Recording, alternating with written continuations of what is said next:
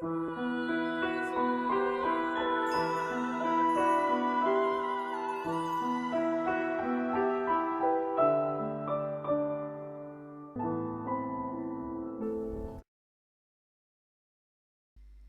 നിമിഷം നമുക്ക് പ്രാർത്ഥിച്ചു തുടങ്ങാം.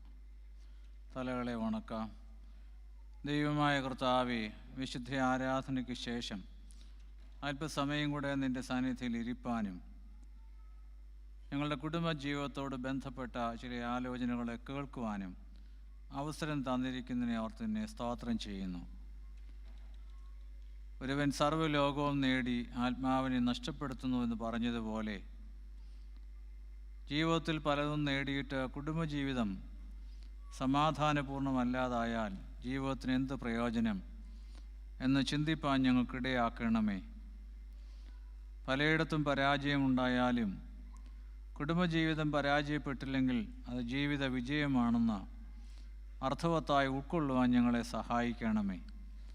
ഞങ്ങളുടെ കുടുംബജീവിതങ്ങളെ ഒന്ന് പരിശോധിപ്പാൻ അവിടെ വിള്ളലുകളുണ്ടോ, വേണ്ടത്ര ഒരു ബന്ധം ഭാര്യാഭർത്താക്കന്മാരും കുഞ്ഞുങ്ങൾ തമ്മിൽ ഇല്ലയോ, മാതാപിതാക്കളും സഹോദരങ്ങളും അടങ്ങുന്ന കുടുംബങ്ങളോട് നല്ല ബന്ധങ്ങൾ സൂക്ഷിപ്പാൻ സാധിക്കുന്നില്ലയോ, ഇങ്ങനെയുള്ള ചില കാര്യങ്ങളൊക്കെ ഞങ്ങൾക്ക് ആലോചിപ്പാനും മറുപടി കണ്ടെത്തുവാനും ഈ കൂട്ടായ്മയും പഠനവും സഹായകമാകണമേ. നല്ല ചിന്തകൾ കൊണ്ട് ഞങ്ങളെ നിറയ്ക്കണമേ. നിനക്കും നിൻ്റെ പിതാവിനും പരിശുദ്ധാത്മാവിനും സ്തുതിയും സ്തോത്രവും കരയേറ്റുവാനായിട്ട് തന്നെ. കർത്താവിൽ പ്രിയ സ്നേഹിതരെ, ഒരു കഥ കേട്ടിട്ടുണ്ട്. ഈ ഭാര്യയും ഭർത്താവും സ്വർഗത്തിൽ ചെല്ലുമെന്ന് വിചാരിച്ചല്ല, പക്ഷേ എങ്ങനെയോ സ്വർഗത്തിൽ ചെന്നു. അപ്പോൾ സ്വർഗത്തിൻ്റെ സന്തോഷം കണ്ടപ്പോഴേ അവർക്ക് വലിയ പ്രതീക്ഷിച്ചതിലൊക്കെ അപ്പുറമാണ്. അങ്ങനെയാണല്ലോ വേദപുസ്തകം പറയുന്നത്. കണ്ണുകൊണ്ട് കണ്ടിട്ടില്ല, ചെവി കൊണ്ട് കേട്ടിട്ടില്ല, ഹൃദയം കൊണ്ട് സങ്കല്പിച്ചിട്ടില്ലാത്ത പരമാനന്ദമാണെന്ന്. അപ്പോൾ ആ ഒരു പരമാനന്ദമായപ്പോഴേ അവർക്ക് വലിയ വിസ്മയം തോന്നി. അപ്പോൾ ദൈവം പറഞ്ഞു, ആ സ്വർഗത്തിൻ്റെ സന്തോഷം അവർക്കൊന്ന് അറിയണമെങ്കിൽ നരകവും കൂടെ ഒന്ന് കാണിച്ചു കൊടുക്കാൻ പറഞ്ഞു. അപ്പോഴേ അവർ രണ്ടുപേരെയും കൂടെ നരകത്തിൽ കൊണ്ടുപോയി. നരകത്തിൽ കൊണ്ടുപോയി കഴിഞ്ഞപ്പോഴേ അപ്പോൾ ഈ നരകത്തെക്കുറിച്ച് വളരെ ഭയാനകമായ ചിത്രമാണല്ലോ നമുക്കുള്ളത്. ചാകാത്ത പുഴുവും കെടാത്ത തീയും. ആ പ്രാർത്ഥന പ്രാർത്ഥിക്കാത്തതുകൊണ്ട് ഇപ്പോൾ വലിയ കുഴപ്പമില്ല. പണ്ടൊക്കെ എൻ്റെയൊക്കെ ചെറുപ്പത്തിൽ നമ്മുടെ ഈ കുടുംബ പ്രാർത്ഥനയിൽ പട്ടാങ്ങപ്പെട്ട ദൈവം തമ്പുരാൻ എന്നുള്ള പ്രാർത്ഥനയുണ്ടായിരുന്നു. അപ്പോൾ എൻ്റെ ബാല്യത്തിലൊക്കെ പേടിച്ചു പോയിട്ടുണ്ട് ഇത് ചൊല്ലുമ്പോൾ. ചാകാത്ത പുഴുവിൽ നിന്നും കെടാത്ത തീയിൽ നിന്നും പല്ലുകടിയിൽ നിന്നും കരച്ചിൽ നിന്നും കൈപ്പോട്ട ഭവത്തിൽ നിന്നും ഒക്കെ വായിച്ചു കഴിയുമ്പോൾ എത്രയും വേഗം അതൊക്കെ തീർന്നാൽ മതിയെന്നാണ്. അപ്പോൾ അതുപോലെ ഇങ്ങനെ നരകത്തെക്കുറിച്ച് നമുക്ക് പേടിയുണ്ടല്ലോ. അപ്പോൾ അവിടെ ചെന്ന് കഴിഞ്ഞപ്പോഴേ ഈ ദമ്പതികൾ പറഞ്ഞു, ആഹാ, നരകം ഇത്രയേ ഉള്ളോ? ഞങ്ങളുടെ കുടുംബജീവിതമായിട്ട് നോക്കുമ്പോൾ ഇത് അതിനേക്കാൾ എത്രയോ മെച്ചമാണ്. അപ്പോൾ ഈ തകർന്ന കുടുംബജീവിതങ്ങൾ നരകത്തെക്കാളും അധപ്പതിച്ചതാണെന്നാണ് അത് ഈ പറയുന്നത്. അതുകൊണ്ടാണ് ലിയോ ടോൾസ്റ്റോയിയെക്കുറിച്ച് ഞങ്ങൾ കേട്ടിട്ടുണ്ടല്ലോ. ടോൾസ്റ്റോയ് വലിയ കഥാകൃത്തും വലിയ സാഹിത്യകാരനായിരുന്നെങ്കിലും he had an unhappy family life. ഭാര്യയുമായിട്ട് പിണങ്ങി പോയി ട്രെയിനിൽ യാസ്നാദി പുള്യാദി പരമൊക്കെ പറയാൻ പ്രയാസ, റഷ്യൻ നെയ്മാണല്ലോ. റെയിൽവേ സ്റ്റേഷനിൽ കിടന്നാണ് ലിയോ ടോൾസ്റ്റോയ് മരിച്ചത്. അത്ര വലിയ പ്രഗത്ഭനായിരുന്നെങ്കിലും കുടുംബജീവിതം വളരെ തകർന്നതായിരുന്നു. അതുകൊണ്ടാണ് അദ്ദേഹത്തിൻ്റെ ഫേമസ് ആയ ഒരു ആപ്തവാക്യമുണ്ട്, all happy families are alike, unhappy families are unhappy in its own way. സന്തുഷ്ട കുടുംബജീവിതങ്ങളൊക്കെ ഏകദേശം ഒരുപോലെ ആയിരിക്കും. അസന്തുഷ്ടമായ കുടുംബജീവിതങ്ങൾ അത് ഓരോന്നും ഓരോ വിധത്തിലാണെന്ന്. അപ്പോൾ ശരിയാ, ടോൾസ്റ്റോയുടെ ജീവിതത്തിൽ നിന്നായിരിക്കും അദ്ദേഹം അത് കണ്ടെത്തിയത്. അതുകൊണ്ട് ഞാനിവിടെ പറയുന്ന കാര്യങ്ങൾ നമ്മുടെ ഫാമിലി ലൈഫ് അൺഹാപ്പി ആണോ എന്ന് പരിശോധിക്കാൻ ഞാൻ ചില കാര്യങ്ങൾ പറയുക. എല്ലാവർക്കും എല്ലാം ഒന്നും ആപ്ലിക്കബിൾ ആകണമെന്നില്ല. അതിൽ ഓരോരുത്തരും അവരവരുടെ ജീവിതത്തോട് ബന്ധപ്പെട്ട ഏതാണെന്ന് പരിശോധിക്കാനായിട്ട് ഞാൻ പറയുന്ന ചില കാര്യങ്ങൾ വായിച്ച് നമ്മൾ ഓരോരുത്തരും ആലോചിക്കുക. അതുകൊണ്ട് ഇന്നലെ ഞാൻ ഇതിലൊരു കൗൺസിലിങ്ങിൻ്റെ ആസ്പെക്റ്റ് എന്താണെന്ന് പറഞ്ഞു. കുടുംബജീവിതത്തെക്കുറിച്ച് നമുക്ക് പല പേഴ്സ്പെക്റ്റീവിലെ കുടുംബത്തെ കാണാമെന്ന് പറഞ്ഞു. നമുക്ക് വേണ്ടത് ഒരു ആത്മീയമായ സ്പിരിച്വൽ പേഴ്സ്പെക്റ്റീവാണ്. ബാക്കി psychological, physical, economical, sociological, all perspectives are only after the understanding of Christian families in a spiritual way. അത്രയാണ് ഇന്നലെ പറഞ്ഞു. ഇനി നമുക്ക് ചില നമ്മുടെ കുടുംബങ്ങൾ അൺഹാപ്പി ആകുന്ന സാഹചര്യങ്ങളെ ഒന്ന് വിശകലനം ചെയ്യാനായിട്ട് ശ്രമിക്കാം. ഏറ്റവും പ്രധാനപ്പെട്ട ഒരു കാര്യം, ചിലപ്പം കുടുംബജീവിതത്തിൽ കുറേ വർഷങ്ങളായവർക്ക് ഇനിയിപ്പോൾ ഇത് പ്രശ്നമല്ലായിരിക്കാം, പക്ഷേ ആദ്യ വർഷങ്ങളായി കൂടുതൽ പ്രയാസങ്ങൾ വരുന്നത്. നമുക്കറിയാം, ഇവിടെ 2-3 വർഷങ്ങൾ, 5 വർഷമൊക്കെ ഒരുമാതിരി കഴിഞ്ഞ് പോയാൽ ചിലപ്പോൾ പിന്നെ രക്ഷപ്പെട്ടു പോകും കേട്ടോ. ഈ ആദ്യത്തെ ഒരു 4-5 വർഷമാണ് വളരെ പ്രോബ്ലമാറ്റിക് ആയിട്ടുള്ളത്. അത് കഴിയുമ്പോൾ കുറേ നാൾ കഴിയുമ്പോഴേ പോട്ട് എങ്ങനെയെങ്കിലുമൊക്കെ വഹിച്ചോളാമെന്ന് കരുതി ഒരുമാതിരി ഒരു മെരുക്കം വന്ന് അങ്ങ് പോയെന്നിരിക്കും. പക്ഷേ ഈ ആദ്യ വർഷങ്ങൾ വളരെ പ്രശ്നങ്ങൾ കൂടാൻ സാധ്യതയാണ്. അതിൻ്റെ പ്രധാനപ്പെട്ട ഒരു കാരണം എന്താണെന്നറിയാമോ? ഒരു സൈക്കോളജിക്കലാണ്. കുടുംബജീവിതത്തെക്കുറിച്ച് എല്ലാവർക്കും ഒട്ടേറെ സ്വപ്നങ്ങൾ കാണും. ഈ സ്വപ്നവും യാഥാർത്ഥ്യവും തമ്മിൽ വളരെയേറെ അന്തരം വരാം. അവിടെയാണ് നമ്മുടെ പ്രശ്നങ്ങളുടെ ഉറവിടം. സ്വപ്നങ്ങളും യാഥാർത്ഥ്യങ്ങളും തമ്മിലുള്ള അന്തരം. There will be a gap between the expectation and reality. Lot of expectation. പഴയ കാലത്തെ പോലെ അല്ല. പഴയ കാലത്തൊരു 8-9-10 പിള്ളേരൊക്കെ ഉള്ള വീട്ടിൽ 4-5 പെൺകൊച്ചുങ്ങളാണെന്നുണ്ടെങ്കിൽ ഇളയ കൊച്ച് പ്രാർത്ഥിക്കും, ചേച്ചിയുടെ കല്യാണം നടന്നു കഴിഞ്ഞാൽ ദൈവമേ ആദ്യം നടക്കട്ടെ എന്നൊക്കെ പ്രാർത്ഥിക്കും. എന്തിനാ? ഇതിൻ്റെ കല്യാണം ഉടനെ വരാൻ വേണ്ടിയാണ്. അതുകൊണ്ടാണല്ലോ അന്നത്തെ പിള്ളേർ ചോദിക്കുമാരെന്ന് പറയുന്നത്, ചേച്ചിയുടെ കല്യാണം എന്നാ എന്ന് ചോദിക്കുന്ന ഒരു കാലം പണ്ടുണ്ടായിരുന്നാണ് പറയുന്നത്. ഇപ്പോൾ പിന്നെ അങ്ങനെ അല്ല. എല്ലാ വീട്ടിലും ഒരു മുറിയേ ഉള്ളൂ. പിന്നെ ഒരു മുറി ആക്കാത്തതുകൊണ്ട് 2 ഉണ്ട്. അല്ലെങ്കിൽ ഇത് ഒന്ന് മുറിച്ചാക്കാൻ ഒക്കുമായിരുന്നെങ്കിൽ 1.5-ക്കകത്ത് നിർത്തിയനെയായിരുന്നു. അതുകൊണ്ട് അങ്ങനെ മുറിക്കാനൊക്കാത്തതുകൊണ്ട് കഷ്ടിച്ച് 2. അങ്ങനെയാണ് ഇപ്പോഴത്തെ സർക്കാർ പോലും പറഞ്ഞത്. 2 അല്ല, പിന്നെ 2 ആയപ്പോൾ 2 ആയി, പിന്നെ 1 ആയപ്പോഴേ 1 ആയി. ഇനി സർക്കാർ പറയാൻ പോകുന്നത് 1 ചേരുമ്പോൾ 0, അതുകൊണ്ട് പിള്ളേർ വേണ്ട. അതുകൊണ്ട് 0 പോയിൻറ്റ് ഗ്രോത്തിൽ വരാൻ പിള്ളേർ വേണ്ട എന്നുള്ള നിലയിൽ സർക്കാർ മുദ്രാവാക്യം മുഴക്കിയാൽ നമ്മുടെ മാതാപിതാക്കൾ പിള്ളേർ വേണ്ടാന്ന് വെക്കുമായിരിക്കും. അത് വേറൊരു വിഷയം, പോട്ടെ, അതിൽ കടക്കുന്നില്ല. അതുകൊണ്ട് കത്തോലിക്കാ സഭ ഇപ്പോൾ പിള്ളേരുണ്ടാകാൻ വേണ്ടി ഇൻസെൻറ്റീവ് കൊടുക്കുന്നുണ്ട്. അതായത് 3ാമത്തെ കൊച്ചിനെ മുതൽ അവർ പഠിപ്പിച്ചോളാവുന്ന കേട്ടോ. നിങ്ങൾ അറിഞ്ഞിട്ടില്ലേ? കത്തോലിക്കാ സഭ 3ാമത്തെ കൊച്ചിനെ മുതൽ അവർ പഠിപ്പിച്ചോളും. പിള്ളേരെ പഠിപ്പിക്കാനൊക്കെ വലിയ പ്രയാസപ്പെടുന്നത്. അപ്പോൾ സഭ ഇൻസെൻറ്റീവ് കൂടെ കൊടുക്കുന്നുണ്ട്. നമുക്ക് പിന്നെ അങ്ങനെയുള്ള പഠിപ്പീരൊന്നുമില്ല, അതൊക്കെ നമ്മുടെ ഇഷ്ടത്തിന് വിട്ടിരിക്കുകയാണ്. അതുകൊണ്ട് വളരെ പരിമിതമാണ് നമ്മുടെയൊക്കെ വീടുകളിൽ. അപ്പോൾ ഇപ്പോഴും ഏതായാലും എനിക്ക് 3 പിള്ളേരുണ്ട് കേട്ടോ. ഞാൻ 2ൽ ഒതുക്കിയില്ല. 4ാമത് ഉണ്ടാകാത്തതിനെക്കുറിച്ചൊരു കഥ കൂടെയുണ്ട്. 3ാമത്തെ കൊച്ചിനെയും കൊണ്ട് ഗർഭിണിയായി എൻ്റെ ഭാര്യ പള്ളിയിൽ ചെന്നപ്പോൾ സ്ത്രീകൾ ചുറ്റും കൂടിയിട്ട് ചോദിച്ചു, കൊച്ചമ്മ ഇത് വേണമായിരുന്നു എന്ന്. എൻ്റെ ഭാര്യ പേടിച്ചു പോയി. ഇല്ലെങ്കിൽ 4ാമതും ആയനയുമായിരുന്നു. കാരണം അവർ കൂടി എന്നൊരു ചോദിക്കുന്നത്, അപ്പോൾ ഒരു മോനുമായി പിന്നെ ഒരു മോളുമായി, അപ്പോൾ പിന്നെ പൂർണ്ണമായില്ലേ, പിന്നെ ഇപ്പോൾ വേറെ ആവശ്യമില്ലല്ലോ. അതുകൊണ്ട് സ്ത്രീകൾ ചുറ്റും കൂടി ചോദിച്ചു, എന്നാലും ഒരു മോനെയും ഒരു മോളെയും ദൈവം തന്നില്ലയോ, അത് പോരായിരുന്നോ എന്നാണ്. എന്തോ പറയാൻ. അതോടുകൂടി അവളും പേടിച്ചു, അല്പം പേടി എനിക്കും വന്നു. അങ്ങനെ ഞങ്ങൾക്ക് 4ാമത് കൊച്ചുണ്ടായില്ല. ഏതായാലും ഇങ്ങനെയൊന്നും പേടിച്ചൊന്നും പോകേണ്ടതല്ല. ദൈവത്തോടൊക്കെ പ്രാർത്ഥിച്ച് 3-4 വളർത്താൻ സൗകര്യം ഉണ്ടെന്നുണ്ടെങ്കിൽ പിള്ളേർ കൂടുതലുണ്ടാകട്ടെ. വളർത്താൻ സൗകര്യം ഇല്ലെങ്കിൽ വേണ്ട കേട്ടോ. ഇന്ത്യയിലെ കുടുംബാസൂത്രണം പരാജയപ്പെട്ടു പോയി. വലിയ കൊട്ടാരങ്ങളിൽ ഒരു കൊച്ചേ ഉള്ളൂ, ചെറ്റക്കൂടിൽ 5-6 ഉണ്ട്. തിരിച്ചായിരുന്നു വരണ്ടിയിരുന്നേ. കൊട്ടാരത്തിൽ ഓടി നടക്കാൻ 3-4 പിള്ളേർ ഓടി നടക്കട്ടെ. സൗകര്യമില്ലാത്ത ചെറ്റക്കുടിൽ 1-2 കുഞ്ഞുങ്ങൾ മതിയായിരുന്നു. പക്ഷേ ഇന്ത്യയിലെ ഫാമിലി പ്ലാനിങ് തിരിച്ചാണ് സംഭവിപ്പിച്ചത്. ചെറ്റക്കുടിൽ 5-6 ആയി, കൊട്ടാരങ്ങളിൽ 1 മുറിയുമായി. അപ്പോൾ നമ്മുടെ ക്രിസ്തീയ കുടുംബങ്ങൾ ഏതാണ്ട് അങ്ങനെയൊക്കെയാണ്. അപ്പോൾ ഏതായാലും ഈ കുടുംബങ്ങളെക്കുറിച്ചും പറഞ്ഞു വന്നത്, പഴയ കാലത്തെ കുട്ടികൾക്ക് അങ്ങനെ ഈ വിവാഹം ഒന്ന് നടന്നാൽ മതിയെന്നേ ഉള്ളായിരുന്നു. ഇപ്പോൾ അതല്ല. പിള്ളേർക്ക് ഒത്തിരി പ്രതീക്ഷകളുണ്ട്, വളരുന്നവർക്കല്ല. അത് എ മുതൽ ഇസഡ് വരെ എന്ന് പറഞ്ഞ പോലെ അതിൻ്റെ എല്ലാം വിശേഷണങ്ങൾ ചേർത്തുള്ള പ്രതീക്ഷകളാണ്. ഒരു കുടുംബം ഉണ്ടാകുന്നത് എവിടെയെങ്കിലും കോംപ്രമൈസിൽ ഈ കുടുംബം ഉണ്ടാകത്തുള്ളൂ. എല്ലാം കൂടെ നോക്കിയിരുന്നാൽ അങ്ങനെ കിട്ടാൻ സാധ്യത വളരെ കുറവാണ്. പിന്നെ ചിലരൊക്കെ പറയും ചോദിച്ചാലും പരമായിട്ട് കിട്ടിയെങ്കിൽ ഭാഗ്യം കേട്ടോ, നല്ല കാര്യം തന്നെ ഇരിക്കട്ടെ. പക്ഷേ പൊതുവെ കുടുംബജീവിതങ്ങൾ എടുത്തു നോക്കിയാൽ അറിയാം, പ്രതീക്ഷിച്ചതിനനുസരിച്ച് എല്ലാം നമുക്ക് കിട്ടുകയില്ല. മനുഷ്യ സ്വഭാവത്തിൻ്റെ പ്രത്യേകത എന്നറിയാമോ? കിട്ടിയതിനേക്കാൾ നമ്മൾ കൂടുതൽ കിട്ടാത്തതിനെക്കുറിച്ച് ചിന്തിക്കും. കിട്ടാത്തതൊരു ഫ്രസ്ട്രേഷൻ പോയിന്റിൽ ചിലപ്പോൾ എത്തിച്ചേരുമ്പോൾ അവിടെ നിന്നാണ് ഈ പ്രശ്നങ്ങളുടെ എല്ലാ ഉറവിടം. ഇപ്പോൾ ചെറുപ്പക്കാരനായ ഒരാൾ, അവന് ഭാര്യയെക്കുറിച്ചൊരു സ്വപ്നമുണ്ട്. വിദ്യാഭ്യാസം വേണം, കുടുംബം വേണം, ജോലി വേണം, എല്ലാം. പിന്നെ നല്ല സൗന്ദര്യവും വേണം, കാവ്യമാധവൻ്റെ കൂട്ടിരിക്കണം എന്നൊക്കെ ആയിരിക്കും അവനിങ്ങനെ. അപ്പോൾ കല്യാണം ആലോചിച്ചൊക്കെ വന്നപ്പോഴേ അവൻ ആരെയും കണ്ടുപിടിച്ചില്ല, അവന് വേണ്ടി കല്യാണം ആലോചിച്ചപ്പോഴേ എല്ലാം തൃപ്തമായി. പക്ഷെ പെങ്കൊച്ചിനെ കണ്ടാൽ കാവ്യമാധവൻ്റെ അടുത്തെങ്ങും എത്തുകയില്ല, നിറവുമില്ല. പക്ഷേ കൊച്ച് നല്ല വിദ്യാഭ്യാസമുണ്ട്, വളരെ ബ്രൈറ്റാണ്, നല്ല ജോലിയുണ്ട്, നല്ല കുടുംബ പശ്ചാത്തലമുണ്ട്, എല്ലാം ഉണ്ട്.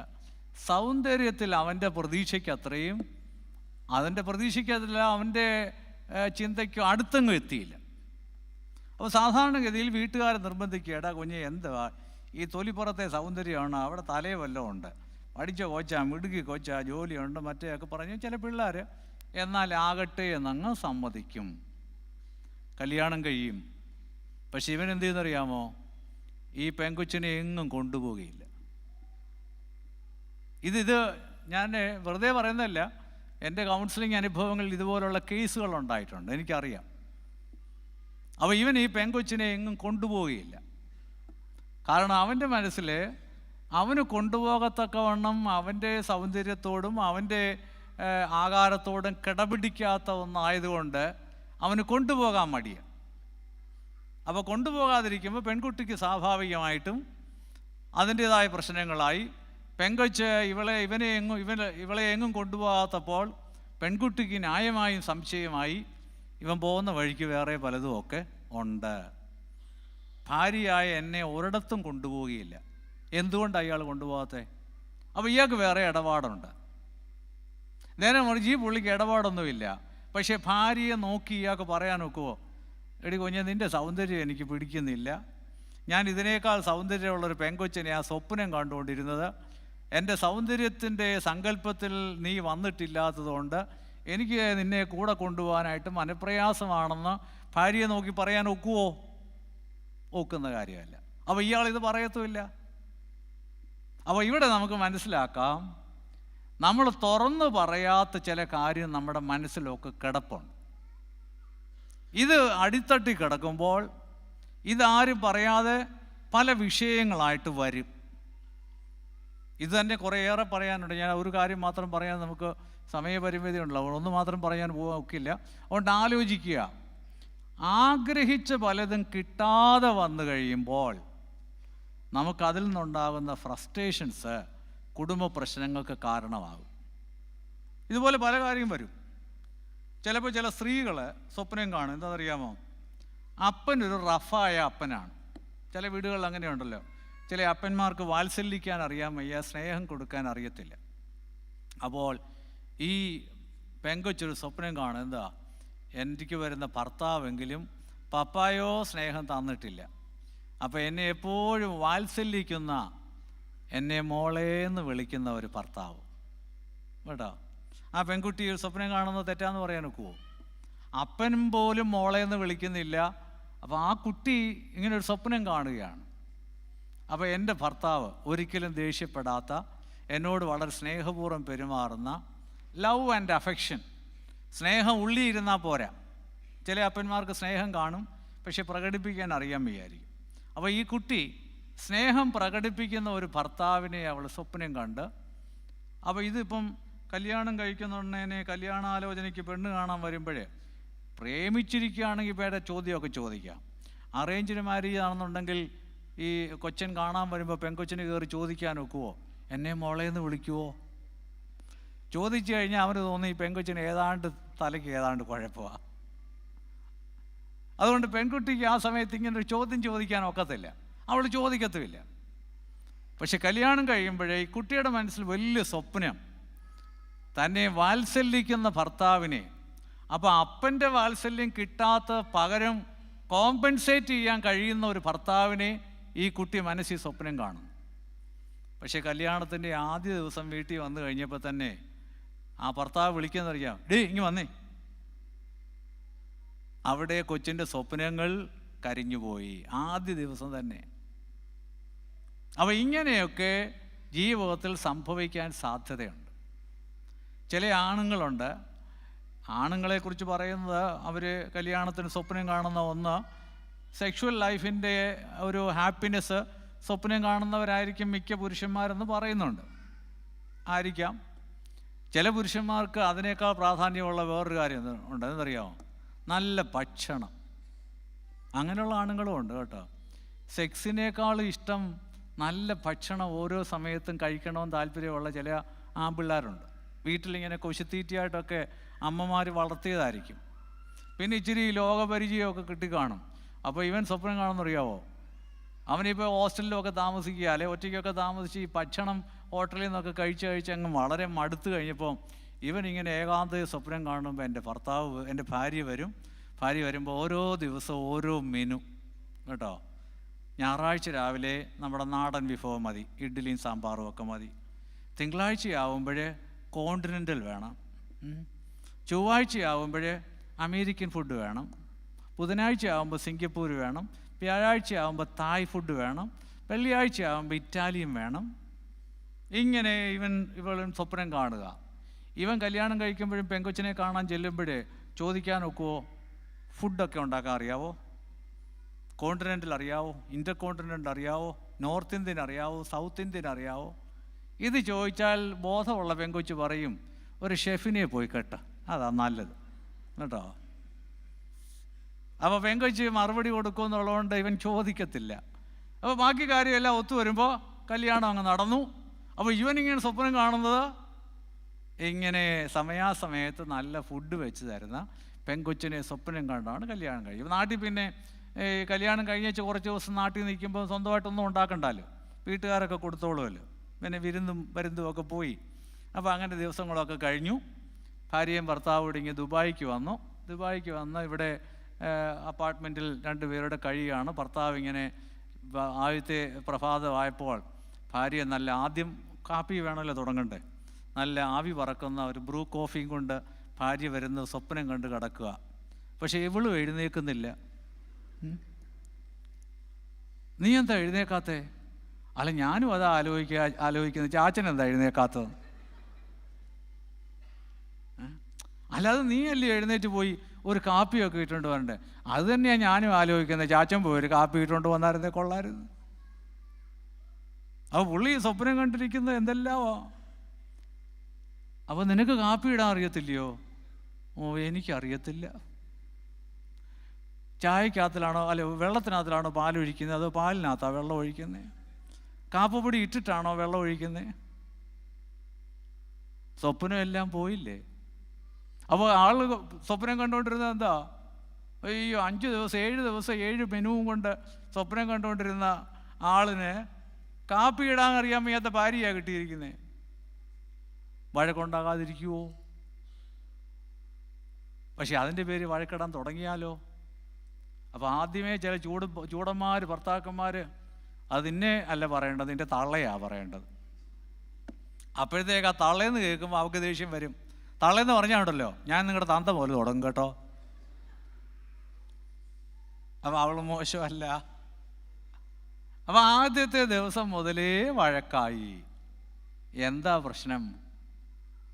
ആ പ്രശ്നമെന്ന് പറഞ്ഞാൽ മനസ്സിലിരിക്കുന്ന പ്രതീക്ഷയ്ക്കനുസരിച്ച് പങ്കാളിയെ ലഭിക്കാതെ വരുമ്പോൾ മനസ്സ് അസ്വസ്ഥമാകും.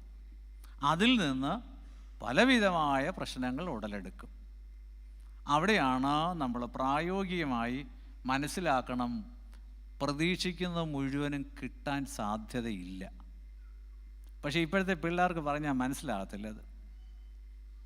അത് എവിടെ ഇരിക്കുന്ന പ്രായമുള്ളവർ പഠിപ്പിച്ചു കൊടുക്കണം പിള്ളേരെ പ്രായത്തിനൊത്ത് കേട്ടോ. അതുകൊണ്ട് കൊച്ചു പിള്ളേരെ വിളിച്ച് ക്ലാസ്സും കഴിച്ച് LKG പഠിക്കുന്ന കൊച്ചിനെ വിളിച്ച് വരുത്തി വന്നിട്ട് നിന്നെ കുടുംബജീവിതത്തെക്കുറിച്ച് പഠിപ്പിക്കാമെന്നും പറയാനല്ല കേട്ടോ. 1-ാം ക്ലാസ്സിലും 2-ാം ക്ലാസ്സിലും ഇരിക്കുന്ന പിള്ളേരെ വിളിച്ച് വരുത്തി ഇത് പഠിപ്പിക്കാനല്ല. പിള്ളേരുടെ പ്രായത്തിനൊത്തോണമൊക്കെ കാര്യങ്ങൾ പ്രായമുള്ളവർ പറഞ്ഞു കൊടുക്കും. പിള്ളേരുടെയൊക്കെ വിചാരം എന്നറിയാമോ? പ്രതീക്ഷിക്കുന്ന പോലെ എല്ലാം കിട്ടുമെന്നാണ് സാധാരണ എല്ലാവരുടെയും വിചാരം. പക്ഷേ കുടുംബജീവിതത്തിൽ കിട്ടുകയില്ല. അതുകൊണ്ട് ഈ നമ്മൾ ഈ പരീക്ഷ എഴുതാൻ പോകുന്ന പോലെയാണ് ഈ കുടുംബജീവിതം എന്ന് പറഞ്ഞാൽ. ഏറ്റവും കൂടുതൽ മാർക്ക് വാങ്ങിക്കാൻ പ്രതീക്ഷിച്ചു പോകുന്ന, ഇപ്പോൾ 90 മാർക്ക് പ്രതീക്ഷിച്ചു പോയ ഒരു വിദ്യാർത്ഥി 70 മാർക്ക് കിട്ടിയാൽ തൃപ്തനാവുമോ? കിട്ടത്തില്ല, തൃപ്തനാകത്തില്ല. 50 മാർക്ക് പ്രതീക്ഷിച്ച് പോയ ഒരു കുട്ടിക്ക് 70 കിട്ടിയാലോ തുള്ളിച്ചാടാൻ തോന്നും, ഭയങ്കര സന്തോഷമായിരിക്കും. ഈ മാനസിക നില നമുക്ക് ഊഹിക്കാൻ കഴിയും. 50 പ്രതീക്ഷിക്കുന്ന ഒരു കുട്ടിക്ക് 70 കിട്ടിയാൽ വലിയ സന്തോഷമായിരിക്കും. 90 പ്രതീക്ഷിക്കുന്ന ഒരു കുട്ടിക്ക് 70 കിട്ടിയാൽ കുട്ടിക്ക് സന്തോഷിക്കാനൊക്കത്തില്ല. ഈ കുടുംബജീവിതത്തിൽ പ്രവേശിക്കുന്ന കുട്ടികളുടെ വിഷയം അതാ. 99 പ്രതീക്ഷിച്ചാണ് ചിലർ പോകുന്നത്. കിട്ടിയതോ 50 60 കാണത്തുള്ളൂ. തൃപ്തരാകുമോ? ആവുകയില്ല. അതാ ഈ പഴയ കാലത്തെ മനുഷ്യരുടെ കുടുംബജീവൻ എന്ന് പറഞ്ഞാൽ, ഞാനിപ്പോൾ പറഞ്ഞതുപോലെ ഒരു കല്യാണം നടന്ന് കിട്ടിയാൽ മതി, അതിൽ കൂടുതൽ അവർക്ക് വലിയ പ്രതീക്ഷയൊന്നുമില്ല. 4-5 പെൺപിള്ളേരിങ്ങനെ ഓരോന്നിങ്ങനെ ക്യൂവിൽ നിൽക്കുക. അപ്പോൾ ആ പെൺകുട്ടികൾക്ക് വലിയ പ്രതീക്ഷയൊന്നുമില്ല, ഒരു കല്യാണം കിട്ടണം. അതുകൊണ്ട് അവർക്ക് അത്രയും ഫ്രസ്ട്രേഷൻ വരത്തില്ല. അപ്പോൾ പ്രതീക്ഷകൾ കൂടുമ്പോൾ ഫ്രസ്ട്രേഷൻ വർദ്ധിക്കും. അത് ഇപ്പോഴത്തെ കുടുംബജീവിതങ്ങളിൽ വർദ്ധിക്കുന്നുണ്ടെന്നുള്ളത് തിരിച്ചറിയണം. അതാണ് കുടുംബജീവിതത്തിൻ്റെ വിഷയങ്ങളെ നമ്മൾ മനസ്സിലാക്കേണ്ട മറ്റൊരു ക്രൈറ്റീരിയ. മറ്റൊന്ന് ഇനി നമുക്ക് കാണാനുള്ളത്, കുടുംബജീവിതത്തിൻ്റെ ഓരോ കുടുംബം ഓരോ സിസ്റ്റമാണ്. ഈ സിസ്റ്റങ്ങൾ മാറുമ്പോൾ അതിനകത്തെ ബന്ധങ്ങൾക്ക് മാറ്റം വരും. ഇപ്പം നമുക്കറിയാവുന്ന സിസ്റ്റം എന്ന് പറഞ്ഞാൽ ന്യൂക്ലിയർ ഫാമിലി, ജോയിൻറ്റ് ഫാമിലി, പിന്നെ ഇപ്പോൾ വന്നുകൊണ്ടിരിക്കുന്ന ഫാമിലി സിസ്റ്റമാണ് സൈബർ ഫാമിലി. ഈ 3 തരത്തിലുള്ള കുടുംബ സംവിധാനങ്ങളുണ്ട്. ജോയിൻറ്റ് ഫാമിലി ആയിരുന്നു പഴയത്. ഇപ്പോൾ ഇവിടെ ഇരിക്കുന്ന പലർക്കും അതറിയത്തില്ല. എങ്കിലും നമ്മുടെയൊക്കെ നാട്ടിലെ ഒരു പഴയ സിസ്റ്റം വല്യപ്പനും വല്യമ്മയും മക്കളും കൊച്ചുമക്കളോടൊക്കെ കഴിയുന്ന ജോയിൻറ്റ് ഫാമിലി. ഞാൻ ഇന്നലെ സൂചിപ്പിച്ചു, ഈ ജോയിൻറ്റ് ഫാമിലി നിലനിന്നതിൻ്റെ കാരണം അഗ്രേറിയൻ സൊസൈറ്റി ആയിരുന്നു. സൊസൈറ്റിയിൽ മനുഷ്യൻ്റെ ജീവന ഉപാധി കൃഷിയായിരുന്നു. കൃഷി ആയതുകൊണ്ട് കുടുംബങ്ങളായിട്ട് മനുഷ്യർ ഒരുമിച്ച് ജീവിച്ചു. ഈ കൃഷിയിൽ നിന്ന് സമൂഹം ഇൻഡസ്ട്രിയലൈസ്ഡായി, വ്യാവസായിക കേന്ദ്രീകൃതമായി മനുഷ്യർ മാറി. ഇതാരും മാറ്റിയതല്ല, സൊസൈറ്റിയുടെ ചേഞ്ചസ് അങ്ങനെ വന്നതാണ്. നിങ്ങളാരും ഇവിടെ ദുബായ് വന്ന് സുവിശേഷം അറിയിക്കാനൊന്നുമല്ലല്ലോ വന്നതാണോ? എനിക്ക് തോന്നുന്നില്ല. കേരളത്തിൽ നിന്ന് ഒട്ടേറെ പേര് ലോകത്തിൻ്റെ വിവിധ ഭാഗങ്ങളിൽ പോയി. തോമാസ് ലീഹ അറിയിച്ച സുവിശേഷം ആരോടും പറഞ്ഞില്ല. അതുകൊണ്ട് ഇനി ലോകത്തിൻ്റെ നാനാഭാഗങ്ങളിൽ പോയി സുവിശേഷം അറിയിക്കാമെന്നും പറഞ്ഞുകൊണ്ടല്ലല്ലോ ആരും പോയത്. എല്ലാവരും പോയത് കുറച്ചുകൂടെ മെച്ചപ്പെട്ട ജീവിത നിലവാരം അതന്വേഷിച്ചാണ് നമ്മൾ ലോകത്തിൻ്റെ വിവിധ ഭാഗങ്ങളിലേക്ക് പോയത്. അപ്പോൾ കൃഷിയിൽ നിന്ന് നമ്മൾ വ്യവസായ കേന്ദ്രീകൃതമായ ജീവിത ശൈലിയോട് ബന്ധപ്പെടാൻ തുടങ്ങി. അപ്പോഴെന്ത് ചെയ്തു? കുടുംബം അങ്ങ് ബ്രേക്കപ്പായി. ഇതാരും തകർത്തതല്ല. സമൂഹം മാറിയപ്പോൾ കുടുംബവും മാറി. ജോയിൻറ്റ് ഫാമിലിയിൽ നിന്ന് ന്യൂക്ലിയർ ഫാമിലിയിലോട്ട് പോയതിൻ്റെ പിറകിൽ സൊസൈറ്റി അഗ്രേറിയൻ നിന്ന് ഇൻഡസ്ട്രിയലൈസ്ഡ് ആയിട്ട് സൊസൈറ്റി മാറിക്കഴിഞ്ഞപ്പോൾ നമുക്കറിയാം, വടക്കേ ഇന്ത്യയിൽ പോയ നമ്മുടെ ആദ്യം വടക്കേ ഇന്ത്യയിലാണല്ലോ പോയത്, പിന്നാണല്ലോ ഗൾഫിലൊക്കെ വന്നേ. അപ്പോൾ അവരാരെയാണ് കൊണ്ടുപോകുന്നത്? അപ്പനെയും അമ്മയാണോ കൊണ്ടുപോകുന്നത്? അല്ല, ഭാര്യമാരെയാണ് കൊണ്ടുപോകുന്നത്. കാര്യം കുടുംബജീവിതത്തിലെ ഏറ്റവും പ്രധാനം ഭാര്യയും ഭർത്താവുമാണ്. അപ്പോൾ അങ്ങനെ പോയി കഴിഞ്ഞപ്പോൾ ഈ ജോയിൻറ്റ് ഫാമിലി സിസ്റ്റം അങ്ങ് പതുക്കെ തകരാനിടയായി. ആരും തകർത്തതൊന്നുമല്ല, സൊസൈറ്റി മാറിപ്പോയപ്പോൾ. അപ്പോൾ ഇത് മാറുമ്പോഴേ ഇതിനകത്തെ ബന്ധങ്ങൾക്ക് മാറ്റം വരും. അതാണ് മനസ്സിലാക്കേണ്ടത്. ഇന്ത്യയിലെ ഒരു സ്വഭാവം എന്താണെന്ന് ചോദിച്ചു കഴിഞ്ഞാൽ, ഈ 3 സിസ്റ്റവും ഇപ്പോഴും ഉള്ള ഒരു സൊസൈറ്റിയാണ് ഇന്ത്യൻ സൊസൈറ്റി. എന്നാൽ പാശ്ചാത്യർ അങ്ങനെയല്ല. പാശ്ചാത്യർക്ക് ഓരോ ഘട്ടം കഴിയുമ്പോൾ അടുത്ത ഘട്ടമാണ്, പിന്നെ പഴയതിൻ്റെ റെസിഡ്യൂ ഒന്നുമില്ല. പക്ഷേ ഇന്ത്യൻ സൊസൈറ്റിയെ പഠിക്കുമ്പോൾ കാണാം, ഈ 3 സിസ്റ്റവും കൂടെ ഒരുമിച്ച് ഇപ്പോഴും നിൽക്കുന്ന ഒരു സൊസൈറ്റിയാണ് ഇന്ത്യൻ സൊസൈറ്റി. അവിടെ ജോയിൻറ്റ് ഫാമിലിയുണ്ട്, ന്യൂക്ലിയർ ഫാമിലിയുണ്ട്, ലേറ്റസ്റ്റ് വരാൻ പോകുന്ന സൈബർ ഇത് 3 ഇന്ത്യൻ സൊസൈറ്റിയിലുണ്ട്. നമുക്കറിയാം ഇപ്പോൾ ഈ സെൻട്രൽ ട്രാവൻകൂറിലെ ക്രിസ്ത്യാനികളുടെ ഇടയിലാണ് ന്യൂക്ലിയർ ഫാമിലിയൊക്കെ വളരെ കൂടിയ. വടക്കേ മലബാറിൽ ചെല്ലാമെങ്കിൽ ഇപ്പോഴും അവിടെ ഒരു വീട്ടിലൊക്കെ 30-40 പേര് ഒരുമിച്ച് താമസിക്കുന്ന മുസ്ലിം കുടുംബങ്ങൾ ഇപ്പോഴും ഉണ്ട്. ജോയിൻറ്റ് ഫാമിലി ഇപ്പോഴും അവിടെ ഉണ്ട്. അപ്പം ഈ ജോയിൻറ്റ് ഫാമിലിയും ന്യൂക്ലിയർ ഫാമിലിയും സൈബർ ഫാമിലിയും മൂന്നും ഇന്ത്യൻ റിയാലിറ്റിയിൽ ഒരുമിച്ച് നിൽക്കുന്ന. അപ്പോൾ ഇവിടെ നമ്മൾ മനസ്സിലാക്കേണ്ടതെന്ന് ചോദിച്ചു കഴിഞ്ഞാൽ, ഒരു സൊസൈറ്റിയിലെ മൂല്യമല്ല മറ്റേ സൊസൈറ്റിയിൽ. ഈ മൂല്യത്തിൻ്റെ മാറ്റങ്ങൾ കുടുംബ ബന്ധങ്ങളെ ബാധിക്കും. എങ്ങനെയാണെന്ന് ഞാനൊന്ന് വിശദീകരിക്കാൻ ശ്രമിക്കാൻ നമുക്ക് മനസ്സിലാവും. അത് ഈ ജോയിൻറ്റ് ഫാമിലിയിലെ കല്യാണം കഴിച്ചുകൊണ്ട് വരുമ്പോൾ ഭർത്താവ് ഭാര്യയോട് പറയുന്ന ഒരു രീതി ഉണ്ടായിരുന്നു പഴയ കാലത്ത്. എന്താ പറയുന്നേ? അപ്പനും അമ്മയും ഒത്തിരി കഷ്ടപ്പെട്ടതാണ് കേട്ടോ, അതുകൊണ്ട് അപ്പനും അമ്മയും കഴിഞ്ഞേ ഉള്ളൂ നിൻ്റെ സ്ഥാനം. അപ്പോൾ ജോയിൻറ്റ് ഫാമിലിയിൽ പേരൻസിന് 1ാം സ്ഥാനവും ഭാര്യ ഭർത്താക്കന്മാരുടെ ബന്ധത്തിന് 2ാം സ്ഥാനവുമായിരുന്നു. അതായിരുന്നു ജോയിൻറ്റ് ഫാമിലിയിൽ. ന്യൂക്ലിയർ ഫാമിലിയിൽ വരുമ്പോഴോ ഹസ്ബൻഡ് ആൻഡ് വൈഫിന് 1ാം സ്ഥാനം, മാതാപിതാക്കൾക്ക് 2ാം സ്ഥാനം. അപ്പോൾ ന്യൂക്ലിയർ ഫാമിലി വരുമ്പോൾ കൊച്ചൻ കല്യാണം കഴിച്ചു എന്ന് വെച്ച് പപ്പായോടും അമ്മയോടും അപ്പനോടും അമ്മയും പറയും, പിന്നെ അവൾ വീട്ടിലുണ്ട്, അവൾ കാര്യങ്ങളൊക്കെ നോക്കി എല്ലാം ചെയ്തു തരും, നിങ്ങൾ അടങ്ങി ഒതുങ്ങി ദൈവത്തെ വിളിച്ചാൽ കഴിഞ്ഞോണം. അപ്പോൾ ഫാമിലി സിസ്റ്റത്തിലെ വാല്യൂസ് മാറി. ജോയിൻറ്റ് ഫാമിലിയിൽ അപ്പനും അമ്മയും 1ാം സ്ഥാനമായിരുന്നെങ്കിൽ ന്യൂക്ലിയർ ഫാമിലിയിൽ ഭാര്യയ്ക്കും ഭർത്താവിനും 1ാം സ്ഥാനം. അപ്പോൾ ഈ മാറ്റം വരുമ്പോൾ പ്രായമുള്ളവർ അസ്വസ്ഥരാകും കേട്ടോ. ഇനി ന്യൂക്ലിയർ ഫാമിലി മാറി സൈബർ ഫാമിലി വരാൻ പോകുമ്പോൾ ഉണ്ടല്ലോ, ഇനി ഇതിനേക്കാൾ മാറ്റം വരും. സൈബർ ഫാമിലി എന്ന് പറഞ്ഞു കഴിയുമ്പോൾ ഭാര്യയും ഭർത്താവും അല്ല അവിടെ 1ാം സ്ഥാനം, ഭാര്യയ്ക്കും 1ാം സ്ഥാനം, ഭർത്താവിനും 1ാം സ്ഥാനം. 2 പേരും ഈക്വലി ഇമ്പോർട്ടൻ്റ് ആയിട്ട് മാറിയിട്ട് സൈബർ ഫാമിലി വരുമ്പോൾ ഭാര്യമാർ ചിലപ്പോൾ ഭർത്താക്കന്മാരോട് പറയാൻ സാധ്യതയുണ്ട്, നിങ്ങളെ കല്യാണം കഴിച്ചു എന്നുള്ളത് ശരിയാ, പിന്നെ നിർബന്ധമാണെങ്കിൽ 1 പ്രസവിക്കാം, അതിൽ കൂടുതൽ വയ്യ. നേരത്തെ കാര്യം പറയും. എനിക്ക് എൻ്റെ ജോലിയുണ്ട്, എൻ്റെ ജോലി എനിക്ക് റിവാർഡിംഗ് ആയ ജോലിയാണ്, ഈ ജോലിയൊക്കെ എനിക്ക് പ്രധാനമാണ്, എനിക്ക് ഇനിയും വളരാൻ സാധ്യതയുണ്ട്, അതുകൊണ്ട് നിങ്ങളുടെ കൂട്ടുകുടുംബത്തിലെ രീതി പോലെ 4-5 പ്രസവിക്കണം എന്നൊക്കെ പറഞ്ഞാൽ എന്നെ കൊണ്ട് പറ്റുകയില്ല. My occupation, my career is very important. ഇത് ചിലപ്പോൾ ഭർത്താവും പറയും, പിന്നെ നിന്നെ കല്യാണം കഴിച്ചെന്ന് പറഞ്ഞാൽ നിൻ്റെ കൂടെ ഇരിക്കാൻ എപ്പോഴും എന്നെ കിട്ടത്തില്ല കേട്ടോ, എനിക്ക് എക്സിക്യൂട്ടീവ് ജോലിയാണ്, അതുകൊണ്ട് ചില ദിവസം ആഴ്ചയിൽ 1-2 ദിവസമൊക്കെ ചിലപ്പോൾ സമയം കിട്ടിയെന്നിരിക്കും, അതിൽ കൂടുതൽ എന്നെ പ്രതീക്ഷിക്കേണ്ട. അപ്പോൾ ഭാര്യയും ഭർത്താവും ഓക്യുപ്പേഷൻ കരിയർ സെൻറ്റേർഡായിട്ട് മാറും. ഫാമിലി എന്ന് പറയുന്ന അവിടെ ഇൻസിഗ്നിഫിക്കൻ്റ് ആയിട്ട് ചിലപ്പം മാറിപ്പോകും. അതാണ് ഇനിയിപ്പോൾ നമ്മുടെ സമൂഹത്തിൽ വരാൻ പോകുന്നത്. അപ്പോൾ ഇത് മൂന്നും ഇതിനെക്കുറിച്ച് തന്നെ വിശദമായി പറയാനുണ്ട്, പക്ഷേ ഏകദേശം ഒന്ന് മനസ്സിൽ കാണുക, അതിനേ സമയമുള്ളൂ. അപ്പോൾ ജോയിൻറ്റ് ഫാമിലിയുടെ സിസ്റ്റം വേറെ, ന്യൂക്ലിയർ ഫാമിലിയുടെ വാല്യൂസ് വേറെ, സൈബർ ഫാമിലിയുടെ വാല്യൂസ് വേറെ.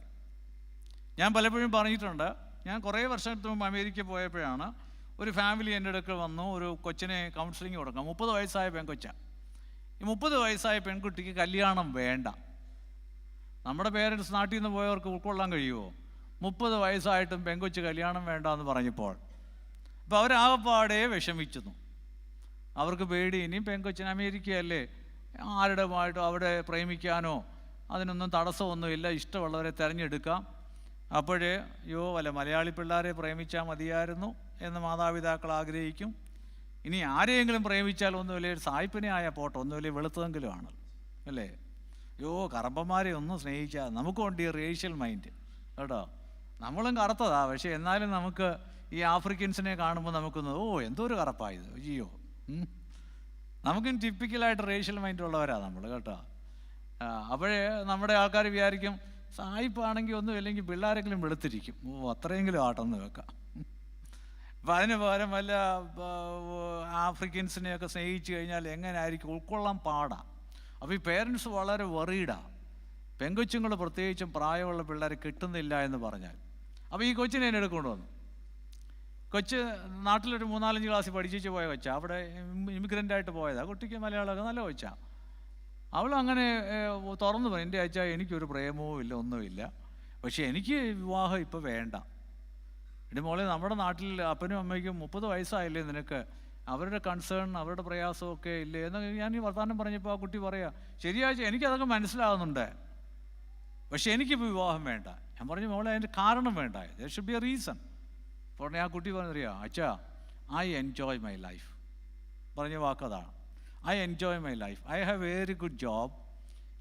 ആ കുട്ടിയെ ഞാൻ കാണുന്ന ന്യൂയോർക്കിലാണ്. ആ കുട്ടി പറയുകയാണ്, ഞാൻ ഓഫീസിൽ ചെല്ലുമ്പോൾ ഞങ്ങളുടെ ഓഫീസിലെ ബോസ് പറയും, ഈ ആഴ്ച നീ പാരീസിൽ വരെ പോകണം, 2 ദിവസം അവിടെ ഒരു എൻഗേജ്മെൻ്റ് ഉണ്ട്. അവർ ഫസ്റ്റ് ക്ലാസ് എയർ ടിക്കറ്റ് തരും, ഞാൻ പോകും. അവിടെ നിന്ന് എന്നെ പിക്ക് ചെയ്യാനായിട്ട് കാറ് വരും, 5 സ്റ്റാർ ഹോട്ടലിൽ അക്കോമഡേഷൻ തരും, 2 ദിവസം ഞാൻ അവിടെ താമസിക്കും, എൻ്റെ ജോബ് തീർക്കും, ഞാൻ തിരിച്ചു വരും. പോകുന്ന വഴിക്ക് മമ്മിയെ വിളിച്ച് പറയും, മമ്മി ഞാൻ 2 ദിവസം കഴിഞ്ഞേ വരുന്നുള്ളൂ, ഞാൻ പാരീസിൽ പോവുകയാണ്.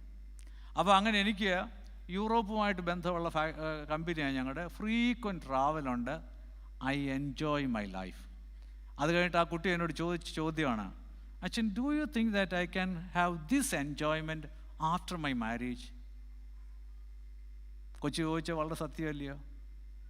ഇത്രയും കരിയർ എൻജോയ് ചെയ്യുന്ന ഒരു കൊച്ചിനെ നമ്മുടെ ഒരു ചെറുക്കനെ കിട്ടിയിട്ട് അവനെ രാവിലെ വിളിച്ച് പറയുക, തങ്കച്ചോ ഞാൻ പാരീസിൽ വരെ പോവുക.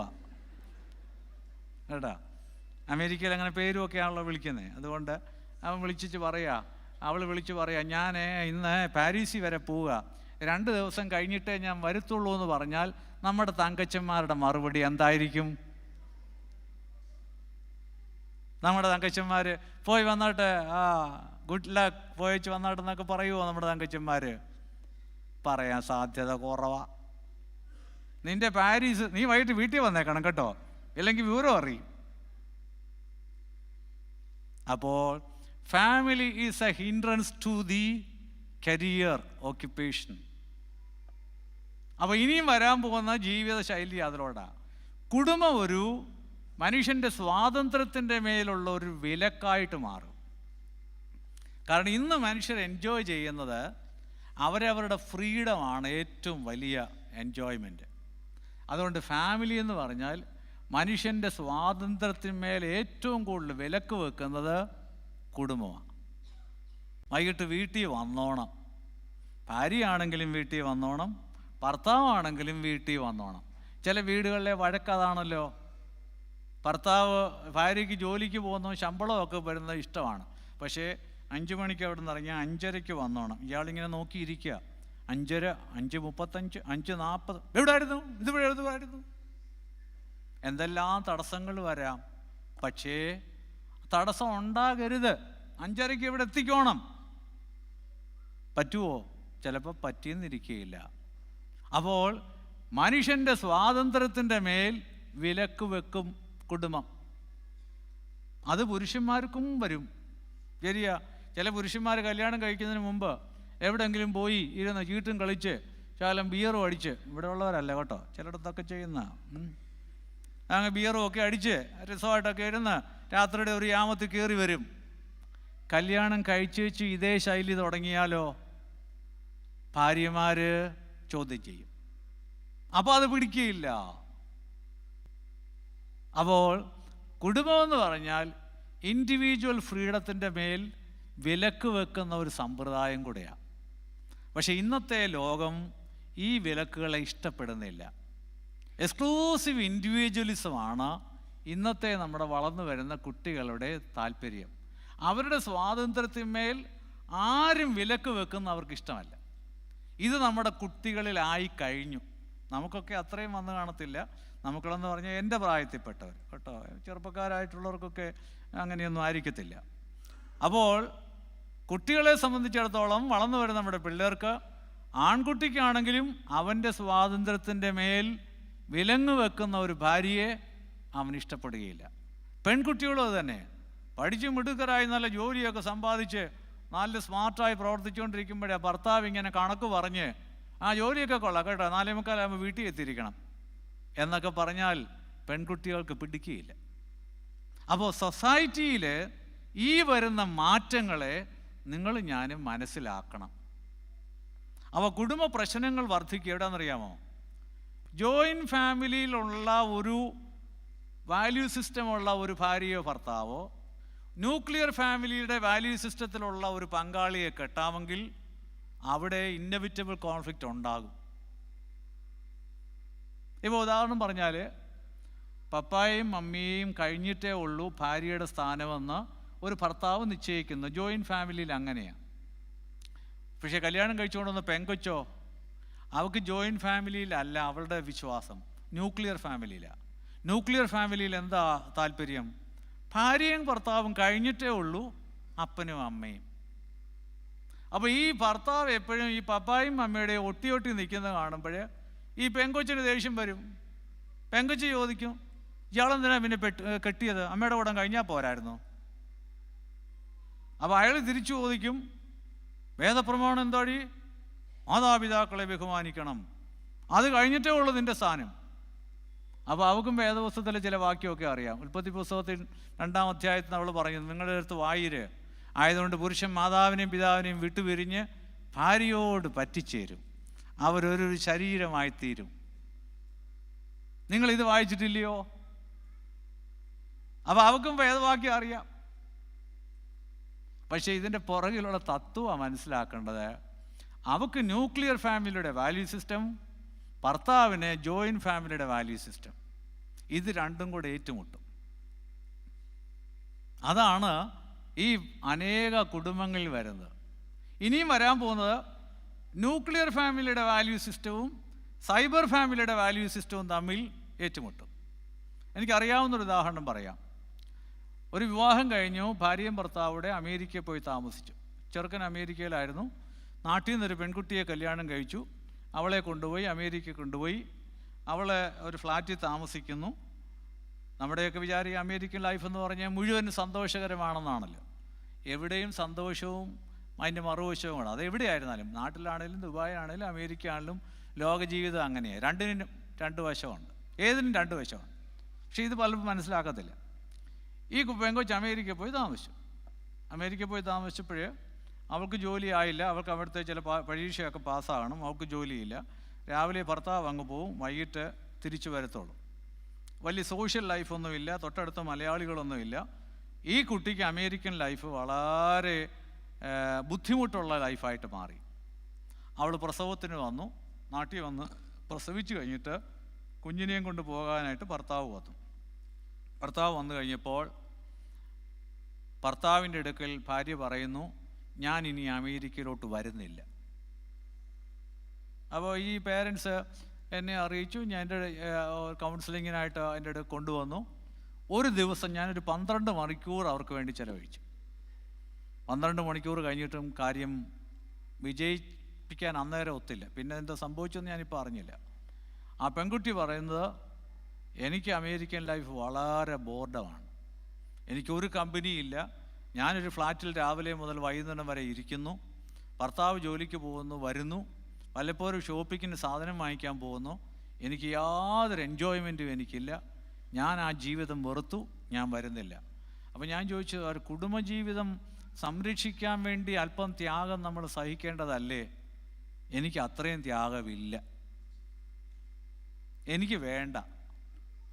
ആ കുട്ടി തറപ്പിച്ച് പറയാണ്, ഈ വിവാഹം വേർപിരിച്ചാലും കൊള്ളാം, ഞാൻ അമേരിക്കയിലോട്ട് വരുന്നില്ല. ഇപ്പോൾ അയാളെ സംബന്ധിച്ചിടത്തോളം അയാൾക്ക് അമേരിക്ക ഒരു ജോലിയുണ്ട്, അതുടനെ വിട്ടേച്ചിങ്ങി പോരാനായിട്ട് ഒക്കുവോ? അതും പറ്റുകയില്ല. ഇവിടുത്തെ തത്വം എന്താ? രണ്ടു പേർക്കും രണ്ടുപേരുടേതായ ഒരു വാല്യൂ സിസ്റ്റം ഉണ്ടായിക്കഴിഞ്ഞു. പെൺകുട്ടിയെ തെറ്റ് പറയാനൊക്കത്തില്ല. ഒരു കുടുംബജീവിതത്തിൽ ഭർത്താവോടൊപ്പം ജീവിക്കേണ്ട ഒരു സാഹചര്യമില്ലാതെ ഏകാന്തതയും ഒറ്റപ്പെടലുമായിട്ട് ജീവിക്കുന്ന ഒരു ജീവിത ശൈലി, അത് ആസ്വദിച്ചോളണമെന്ന് പറഞ്ഞു കഴിഞ്ഞാൽ ശരിയാണോ? പിന്നെ അയാൾ പറയുന്നത് ന്യായമല്ലേ? കല്യാണം കഴിച്ച ആളുടെ കൂടെ ഭാര്യ പോയി താമസിക്കുക എന്നുള്ളത് ന്യായമല്ലേ? പക്ഷേ രണ്ടു പേർക്കും രണ്ട് വാല്യൂസ് ആയി കഴിഞ്ഞു. അപ്പോൾ ഇനിയും നമ്മൾ ഉണ്ടാകാൻ പോകുന്ന ഒരു വലിയ പ്രോബ്ലമാണ് നമ്മുടെ കുടുംബങ്ങളിൽ ഹസ്ബൻഡ് ആൻഡ് വൈഫിന് രണ്ടു പേർക്കും അവരുടേതായ ഒരു വാല്യൂ സിസ്റ്റം ഉണ്ടാകും. ചേർന്ന് പോകാനൊക്കത്തില്ല. അപ്പോൾ ഈ സമൂഹത്തിൻ്റെ മാറ്റം നമ്മുടെ കുടുംബങ്ങളിൽ പ്രതിഫലിച്ചുകൊണ്ടിരിക്കുകയാണ്. അപ്പോൾ അതുകൊണ്ട് നമ്മൾ മനസ്സിലാക്കണം, വിഷയങ്ങളുടെ പുറകിലുള്ള തത്വം മനസ്സിലാക്കണം. അപ്പോൾ nuclear family, joint family, nuclear family, cyber family, ഈ 3 സിസ്റ്റത്തിൽ നമ്മുടെ സമൂഹം മാറിക്കൊണ്ടിരിക്കുമ്പോൾ അതിൻ്റേതായ പ്രശ്നങ്ങൾ നമ്മുടെ കുടുംബങ്ങളിലെല്ലാം ഉണ്ടാകും. അപ്പോൾ ജോയിൻറ്റ് ഫാമിലിയിലുള്ളവർ അവർക്ക് ചില വാല്യൂ സിസ്റ്റമൊക്കെ ഉണ്ട്, അവർ പ്രായമുള്ളവരൊക്കെ ബഹുമാനിക്കാൻ അവർക്ക് ഇഷ്ടമാണ്. ന്യൂക്ലിയർ ഫാമിലിയിലുള്ളവരോ, ന്യൂക്ലിയർ ഫാമിലിയിൽ ഹസ്ബൻഡ് ആൻഡ് വൈഫ് തമ്മിലുള്ള റിലേഷൻഷിപ്പിനാണ് 1-ാം സ്ഥാനം അല്ലേ? അങ്ങനെ ആയിരുന്നല്ലോ പഴയ കാലത്ത്. ഈ ജോയിൻറ്റ് ഫാമിലി ആയിരുന്നപ്പോൾ ഈ ഭാര്യയും ഭർത്താവും തമ്മിൽ കാണുമോ? പണ്ടൊക്കെ നമ്മൾ ഒരു കുടക്കീഴിലെ പള്ളിയിൽ പോകാറുള്ളതെന്ന് പാടുന്നുണ്ട്. ജോയിൻറ്റ് ഫാമിലിയിൽ ആരെങ്കിലും ഒരു കുടക്കീഴിൽ പോകുമായിരുന്നോ? ഭർത്താവ് 1 കിലോമീറ്റർ മുമ്പിലും ഭാര്യ 1 കിലോമീറ്റർ പുറകിലുമായിരുന്നു അല്ലേ? അന്നത്തെ ചില അമ്മമാർ പറയുന്നത് കേൾക്കാൻ വയ്യായോ? അന്നത്തെ ചില അമ്മമാർ പറയുന്നത് എന്തായിരുന്നു? അയ്യോ, ഞാൻ 3-ാമത്തെ ജോർജ് കുട്ടിയെ പ്രസവിച്ച് കഴിഞ്ഞപ്പോഴാണ് ചാച്ചനെ ഒന്ന് കണ്ടത്. അങ്ങനെ പറഞ്ഞിട്ടുള്ള അമ്മമാരുണ്ട്. 3-ാമത്തെ പ്രസവം കഴിഞ്ഞിട്ട് അച്ചായനെ കണ്ടതെന്ന്. പിന്നെ എങ്ങനെയാണ് ഇത് ഉണ്ടായത്? അത് വേറെ കാര്യം. അപ്പോൾ ഈ പുറമേ വലിയ ഇൻറ്റിമസി ഒന്നും അന്ന് ജോയിൻറ്റ് ഫാമിലിയിൽ ഇല്ല. ഭാര്യയും ഭർത്താവും തമ്മിൽ മിണ്ടത്ത് പോലും ഇല്ല. പിന്നെ ദൈവം കൃപ ചെയ്ത് ഓരോ വർഷം ഓരോ കുഞ്ഞിനെ കിട്ടുമായിരുന്നു. അത് ദൈവം കൊടുക്കുന്നതാണല്ലോ, അല്ലാതെ എങ്ങനെയാണ് കിട്ടുന്നതെന്നൊന്നും ആർക്കും അറിയത്തില്ല. പക്ഷെ എല്ലാ വർഷവും കിട്ടും, അത് ദൈവം കൊടുക്കും. ഓരോ വർഷം ഓരോ കുഞ്ഞിനെ കിട്ടും. പക്ഷേ ഇവർ തമ്മിൽ യാതൊരു സമ്പർക്കവും ഇല്ല, ഇടപെടലും ഇല്ല, ഒറ്റ മുറിയില്ല, എങ്ങനെയാണെന്ന് അറിയത്തില്ല. അപ്പം അങ്ങനെ ഒരു കാലം ഉണ്ടായിരുന്നു. പക്ഷേ ജോയിൻറ്റ് ഫാമിലിയിൽ നിന്ന് അത് മാറി ന്യൂക്ലിയർ ഫാമിലി വന്നു കഴിഞ്ഞപ്പോഴോ, അപ്പോഴാണ് ഈ അമ്മായിയമ്മമാർക്ക്, ഈ ജോയിൻറ്റ് ഫാമിലിയിൽ ജീവിച്ച അമ്മമാർക്ക് ന്യൂക്ലിയർ ഫാമിലിയിലെ ഭാര്യയുടെയും ഭർത്താവിൻ്റെയും അടുപ്പം കാണുമ്പം ഒരസൂയ കേട്ടോ. കല്യാണം കഴിച്ച അന്ന് തന്നെ നമുക്കറിയാം, ഇപ്പോൾ പണ്ട് 2 വീലറായിരുന്നു, ഇപ്പോൾ പിന്നെ 4 വീലറായി. 2 വീലറായിരുന്നപ്പോഴേ അന്നത്തെ വൈകിട്ട് തന്നെ മകൻ്റെ പുറകിൽ കയറി ഭാര്യ എഴുന്നിട്ട് 2 വീലറാകുമ്പോൾ ഒന്ന് കെട്ടിപ്പിടിക്കണമല്ലോ. അപ്പോൾ ഈ വയറ്റത്ത് കെട്ടിപ്പിടിക്കുന്നത് കാണുമ്പോഴേ അമ്മയുടെ നെഞ്ചിനകത്തൊരു പടപടപ്പാണ്. ഓ, ഭർത്താവിൻ്റെ കൂടെ ഒരു സൈക്കിളിൽ പോലും പോയിട്ടില്ല. അന്നേരമാണ് എൻ്റെ മോനെ ദേണ്ട വന്നിരിക്കുന്ന ഒരു ഭദ്രകാളി ഇപ്പം തന്നെ അങ്ങ് കയ്യിലെടുത്ത് കളഞ്ഞു. അപ്പം ഇവരുടെ മനസ്സിന് വലിയ പ്രയാസം തോന്നുവേ. ഞാനിങ്ങനെ മുല കൊടുത്ത് വളർത്തിക്കൊണ്ട് വന്ന കൊച്ചനെ ദേണ്ട ഇപ്പോൾ വന്നൊരു പെണ്ണങ്ങ് കയ്യിലെടുത്ത് കളഞ്ഞു. അപ്പോൾ ഈ അമ്മായിയമ്മ മരുമക്കൾ വഴക്കുകളൊക്കെ ഉണ്ടാകുന്നതിൻ്റെ ഒരു മനഃശാസ്ത്രമുണ്ട് കേട്ടോ. പിന്നെ ദുബായിലൊന്നും നമുക്ക് ദൈവം സഹായിച്ച് അങ്ങനെയുള്ള വഴക്കൊന്നുമില്ല. കാര്യം ഇവർ രണ്ടും കൂടെ ഒരുമിച്ച് താമസിക്കുന്നേ ഇല്ല. അതുകൊണ്ട് അങ്ങനെയൊന്നും പേടിക്കേണ്ട കാര്യമേ ഇല്ല അല്ലേ? അമ്മായിയമ്മ മരുമക്കൾ വഴക്കൊന്നും ഇവിടെ ഒരു യാഥാർത്ഥ്യം അല്ല. നല്ല കാര്യമാണ്, അങ്ങനെ ഇരിക്കട്ടെ. പക്ഷേ ഈ വഴക്കിൻ്റെ പുറകിലൊക്കെ ഉണ്ടാകാൻ സാധ്യത എന്താണെന്നറിയാമോ? ഇതാണ്, എൻ്റെ മകന് വേറൊരു പെങ്കൊച്ച്, അത് മരുമകളാണെന്നൊക്കെ പറഞ്ഞാൽ, സ്വന്തം മകളെ പോലെ എന്നൊക്കെ പറഞ്ഞു കഴിഞ്ഞാലും പാടാ കേട്ടോ. ഒരു വ്യത്യാസം കാണും. അത് ഈ പെൺകുട്ടികളും ഒന്ന് മനസ്സിലാക്കുന്ന കൊള്ളാം. സ്വന്തം അമ്മ സ്നേഹിക്കുന്നത് പോലെ അമ്മായിയമ്മ സ്നേഹിക്കണമെന്ന് നിർബന്ധം പിടിക്കാൻ പോകരുത്. ചില അമ്മായിയമ്മമാർ സ്നേഹിക്കുമായിരിക്കും കേട്ടോ. മോളെ സ്നേഹിച്ചതുപോലെ മരുമകളെ സ്നേഹിക്കുന്ന അമ്മായിയമ്മമാർ കാണുമായിരിക്കാം, അറിയാൻ വയ്യ. പക്ഷെ വളരെ കുറവാണ് എൻ്റെ വിചാരം കേട്ടോ. അപ്പോൾ ലോകത്തിൽ അങ്ങനെയാണ്. പക്ഷെ ഇത് ചിലർക്ക് മനസ്സിലാകത്തില്ല. അപ്പോഴാണ് ഇപ്പോഴത്തെ പെൺകുട്ടികളൊക്കെ വളരെ അസ്വസ്ഥരാകും. ഇപ്പോൾ ഇവിടെയല്ല, നാട്ടിലൊക്കെ ഈ അമ്മ സ്നേഹിക്കുന്ന പോലെ അമ്മായിയമ്മ സ്നേഹിക്കണമെന്ന് നിർബന്ധം പിടിച്ചാൽ ആ പെൺകുട്ടി വിഷമത്തിലാവും. എല്ലാ അമ്മായിയമ്മമാർക്കും പറ്റത്തില്ല കേട്ടോ. നല്ല അമ്മായിയമ്മമാർ കുറച്ച് പേര് കാണുമായിരിക്കും, എനിക്കറിയാൻ വയ്യ. പക്ഷേ പ്രയാസമാണ്. അതുകൊണ്ട് ഈ കുടുംബങ്ങളുടെ ഈ മാറ്റങ്ങളെ മനസ്സിലാക്കണം, കുടുംബ പ്രശ്നങ്ങൾ കൂടെ അറിയണം.